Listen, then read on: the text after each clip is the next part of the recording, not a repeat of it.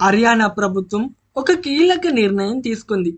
అదేంటంటే ఆగస్టు 15 నుంచి హర్యానా రాష్ట్రంలోని అన్ని పాఠశాలల్లో విద్యార్థులు, ఉపాధ్యాయులు గుడ్ మార్నింగ్కి బదులుగా జై హింద్ చెప్పేలా చర్యలు తీసుకోవాలని విద్యాశాఖ ఉన్నతాధికారులను ఆదేశాలు జారీ చేసింది. దీంతో డైరెక్టరేట్ ఆఫ్ స్కూల్ ఎడ్యుకేషన్ ఈ మార్పును తప్పనిసరి చేసి ఆగస్టు 15 నుంచి అమలు చేయాలని జిల్లా, బ్లాక్ స్థాయిల్లోని పాఠశాలల ప్రిన్సిపల్స్, ప్రధానోపాధ్యాయులు, విద్యాశాఖ అధికారులకు ఆదేశాలు జారీ చేసింది.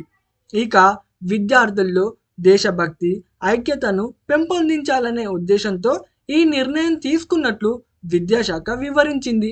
ఇదే కాకుండా జై హింద్ని రోజువారీ గ్రీటింగ్గా ఉపయోగించడం వల్ల జాతీయ ఐక్యత, దేశ గొప్ప చరిత్ర పట్ల గౌరవం ఉండేలా విద్యార్థులకు స్ఫూర్తినిస్తుందని అధికారులు తెలిపారు.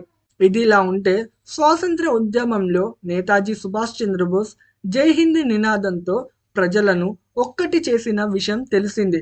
స్వాతంత్ర అనంతరం భారతదేశ సార్వభౌమాధికారం, భద్రత పట్ల తమ నిబద్ధతకు చిహ్నంగా దేశ సాయుధ బలగాలు ఈ నినాదాన్ని స్వీకరించాయి.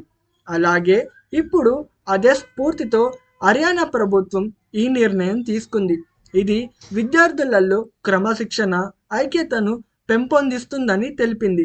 అలాగే భారతీయులుగా వారి గుర్తింపును, దేశ భవిష్యత్తుకు వారి సహకారాన్ని ప్రతిరోజు గుర్తు చేస్తుందని అధికారులు వెల్లడించారు.